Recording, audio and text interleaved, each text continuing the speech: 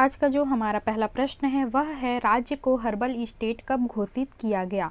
अ जुलाई 2001 को, ब अक्टूबर 2000 को, स नवंबर 2001 को, द मार्च 2001 को। इसका जो सही आंसर है वो है हमारा ऑप्शन अ जुलाई 2001 को। छत्तीसगढ़ राज्य को जुलाई 2001 को हर्बल स्टेट या वनौषधि राज्य के रूप में घोषित किया गया। वनौषधि राज्य के रूप में घोषित किया गया, जिसके अंतर्गत छत्तीसगढ़ जो है वो हर्बल स्टेट के अंतर्गत आ गया। और इसका जो मुख्य जो कार्य है वह यह है कि जो राज्य में वन संसाधन है या जो औषधीय जो पौधे हैं उनका अधिक से अधिक उत्पादन करना, और वो भी व्यापक रूप से उनका उत्पादन करना और उनकी जो उत्पादकता है उसे और भी ज़्यादा बढ़ाना। और साथ ही जो इनके जो औषधि पौधे हैं जिनका विदोहन या विनाश हो रहा है उसे रोकने के लिए कार्य करना। छत्तीसगढ़ को हर्बल स्टेट इसलिए घोषित किया गया क्योंकि यहाँ का जो कुल भौगोलिक क्षेत्रफल है उसके आधार पर 44% जो भाग है वह वन से भरा हुआ है। और साथ ही यहाँ समृद्ध पुष्प की विविधता पाई जाती है और आदिवासी लोक में निहित अमूल्य जो स्वदेशी परंपराएं हैं उसके आधार पर इस अमूल्य संपदा के कारण इसे हर्बल राज्य घोषित किया गया है। और छत्तीसगढ़ में लगभग 1525 औषधि पौधों की जो प्रजातियां हैं वह प्राप्त की गई है, जो कि स्वास्थ्य विभाग के लिए महत्वपूर्ण है। अब है हमारा अगला प्रश्न, राज्य की इमली मंडी कहाँ है। अ सरगुजा, ब जसपुर, स रायगढ़, द जगदलपुर। इसका जो सही आंसर है वो है हमारा ऑप्शन द जगदलपुर। जगदलपुर में जो स्थित इमली मंडी जो है वो एशिया की सबसे बड़ी इमली मंडी कही जाती है।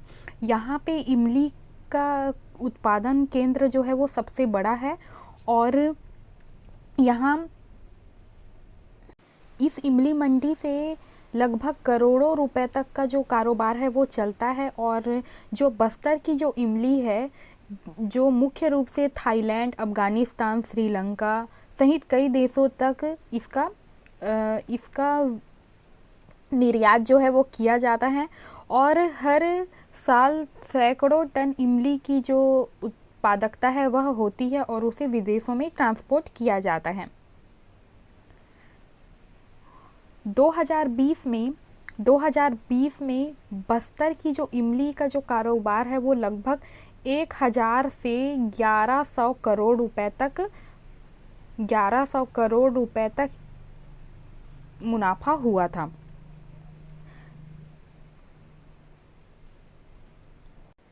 यह छत्तीसगढ़ राज्य लघु वनोपज सहकारी संघ के अंतर्गत आता है और इसके अनुसार जो लघु वनोपज संग्रहण है जो बस्तर संभाग में लगभग इसका 1,19,662 संग्राहक शामिल हैं। अब देख लेते हैं अगला प्रश्न, वन सुरक्षा एवं संरक्षण पुरस्कार महावृक्ष पुरस्कार प्रारंभ किया गया है। ए 1995 में, ब 2000 में, स 2001 में, द 1998 में। इसका जो सही आंसर है वो है हमारा ऑप्शन अ 1995 में। अब है अगला, शिकार पर प्रतिबंध कब लगा। अ 24 अक्टूबर 1980 में, ब 24 अक्टूबर 2000 में, स 24 अक्टूबर 1982 में, द 24 अक्टूबर 1947 में। इसका जो सही आंसर है वो है हमारा ऑप्शन स 24 अक्टूबर 1982। अब है अगला, छत्तीसगढ़ के प्रथम वन संरक्षक हैं। अ रमेश चंद्र शर्मा, ब ओपी अग्रवाल, स अजीत जोगी, द डॉक्टर रमन सिंह। इसका जो सही आंसर है वो है हमारा ऑप्शन अ रमेश चंद्र शर्मा। अब है अगला, वन एवं वन्य जीव संरक्षण पुरस्कार अमृता देवी स्मृति पुरस्कार कब प्रारंभ किया गया। अ 1994 में, ब 1995 में, स 2000 में, द 2001 में। इसका जो सही आंसर है वो है हमारा ऑप्शन अ 1994 में। अब है अगला प्रश्न, शुष्क मिश्रित वन पाए जाते हैं अ सरगुजा में, ब बिलासपुर में, स रायपुर में, द कोरिया में। इसका जो सही आंसर है वो है हमारा ऑप्शन ब बिलासपुर। अब है अगला प्रश्न, राज्य में वन ग्रामों की संख्या है, यहाँ पे हमें ऑप्शन दिया हुआ है। इसका जो सही आंसर है वो है हमारा इनमें से कोई नहीं, क्योंकि छत्तीसगढ़ राज्य के वन क्षेत्र के आधार पर उसकी जो संख्या है वो 427 है, जिसकी संख्या जो है वो बढ़ते रहती है। यह जो है 427 जो है वन ग्राम जो अधिसूचित है, जो कि 43.13% आरक्षित वन के आधार पर इसकी संख्या है। अब है अगला, वनों का राष्ट्रीयकरण किया गया, यहाँ पे हमें ऑप्शन दिया हुआ है। इसका जो सही आंसर हो जाएगा इनमें से कोई नहीं, क्योंकि जो वनों का राष्ट्रीयकरण जो है वह 1970 में हुआ था। 1970 में वनों का राष्ट्रीयकरण जो है वो किया गया था। अब है हमारा अगला प्रश्न, वन विभाग की स्थापना ब्रिटिश सरकार ने कब की थी? यहाँ पे जो ऑप्शन दिए हुए हैं वो सही नहीं है, क्योंकि जो यहाँ पे प्रिंट मिस्टेक है। वन सेवा की जो भारतीय ब्रिटिश सरकार वन विभाग की जो स्थापना है ब्रिटिश सरकार ने 1864 में की थी। 1864 में ब्रिटिश सरकार ने वन विभाग की शुरुआत की थी, तथा वन विभाग के संबंध में उन्होंने 1867 में शाही वन सेवा का गठन किया था।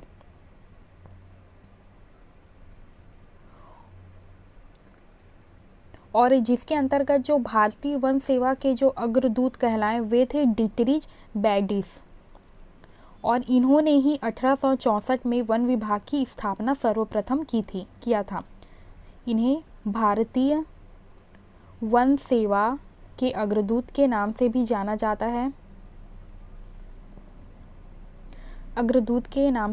जाता है। डिटरिज बैडिस को, और इन्हीं के द्वारा ही सर्वप्रथम 1864 में भारतीय वन सेवा या वन विभाग की जो स्थापना की गई थी। तो इसका सही आंसर हो जाएगा 1864। अगर पूछता है कि वन विभाग की स्थापना ब्रिटिश सरकार ने कब की थी, तो इसका सही आंसर हो जाएगा 1864 में। और किसने की थी? तो डिटरिज बैडिस ने, और इन्हें भारतीय वन सेवा के अग्रदूत के रूप में भी जाना जाता है। अब देख लेते हैं अगला प्रश्न, छत्तीसगढ़ में अभ्यारण्यों की कुल संख्या है। इसका जो सही आंसर है वो है हमारा ऑप्शन ब 11। छत्तीसगढ़ में कुल 11 अभ्यारण्य हैं। अब है अगला, छत्तीसगढ़ में राष्ट्रीय उद्यान है, यहाँ पे ऑप्शन दिया हुआ है। इसका सही आंसर है हमारा ऑप्शन स 3। राज्य में कुल 3 राष्ट्रीय उद्यान हैं और 11 अभ्यारण्य हैं, और साथ ही इसके अंतर्गत 4 टाइगर रिजर्व भी हैं।